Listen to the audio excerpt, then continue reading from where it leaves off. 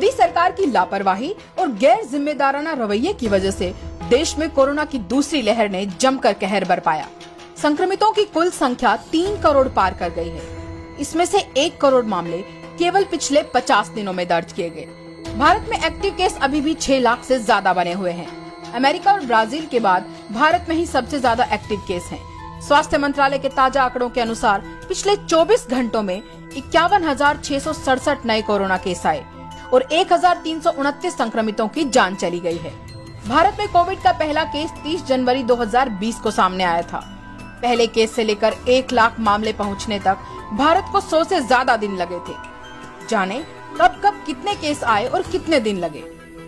1 से 50 लाख 229 दिन, 50 लाख से 1 करोड़ 94 दिन, 1 करोड़ से 1.5 करोड़ 121 दिन, 1.5 करोड़ से 2 करोड़ 15 दिन, 2 करोड़ से 2.5 करोड़ 14 दिन, 2.5 करोड़ से 3 करोड़ 36 दिन। भारत दुनिया का दूसरा देश है जहां कोविड के केसों का आंकड़ा 3 करोड़ के पार पहुंचा है। 27 अप्रैल 2021 को देश में मौतों का आंकड़ा 2 लाख था, जो 25 जून को 3,93,000 पहुंच गया है। वैक्सीनेशन ड्राइव शुरू हुए 5 महीने से ज्यादा होने के बावजूद भारत में अब तक सिर्फ 17.5% आबादी को ही कोरोना वैक्सीन की पहली डोज लग पाई है। दूसरी डोज तो मात्र 3.7% लोगों को ही लगी है। टीकाकरण की कम रफ्तार और सरकार की लापरवाहियों की वजह से बड़ी संख्या में लोग संक्रमित हुए और लोगों की मौत हुई।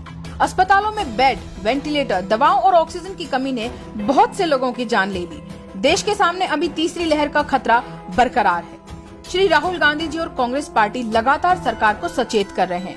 पूर्व में जो गलतियां भाजपा सरकार ने की है, उसको फिर न दोहराया जाए। तीसरी लहर की चुनौतियों का सामना करने के लिए कांग्रेस पार्टी ने श्वेत पत्र जारी किया है, जिसमें काफी सारे सुझाव दिए गए हैं। इस बार सरकार को उन सुझावों को नजरअंदाज नहीं करना चाहिए। कोरोना संक्रमण की तीसरी लहर की आशंका के बीच वायरस के नए वेरिएंट डेल्टा प्लस का घातक स्वरूप सामने आने से चिंताएं बढ़ गई हैं। दूसरी लहर में कोरोना की कहर से अब कुछ राहत मिली है, लेकिन तीसरी लहर का खतरा बना हुआ है। देश में अब तक डेल्टा प्लस वेरिएंट के 40 से ज्यादा केस सामने आ चुके हैं। इनमें महाराष्ट्र, केरल, मध्य प्रदेश, कर्नाटक, जम्मू कश्मीर और तमिलनाडु शामिल है। मध्य प्रदेश में इसके 7 केस सामने आए, जिनमें से 2 लोगों की जान चली गई है।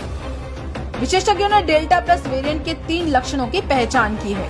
पहला, यह बहुत तेजी से फैलता है। दूसरा, यह फेफड़ों को बहुत तेजी से नुकसान पहुंचाता है। तीसरा, मोनोक्लोनल एंटीबॉडी थेरेपी का असर कम कर देता है। विश्व स्वास्थ्य संगठन ने आगाह किया है कि अगर मौजूदा चलन जारी रहता है तो कोविड-19 के सबसे अधिक संक्रामक प्रकार डेल्टा के अन्य स्वरूपों के मुकाबले हावी होने की आशंका है। WHO की यह चेतावनी ऐसे समय में आई है जब 85 देशों में इस स्वरूप के मिलने की पुष्टि हुई है।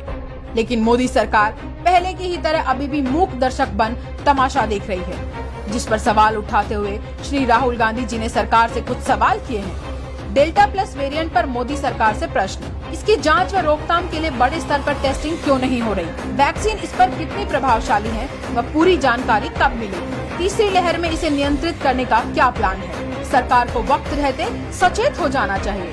सरकार की लेट लतीफी और गैर जिम्मेदारी की कीमत देश की जनता काफी भुगत चुकी है। तीसरी लहर से बचने के लिए कांग्रेस ने श्वेत पत्र में काफी सुझाव दिए हैं, जिस पर जल्द से जल्द अमल किया जाना चाहिए।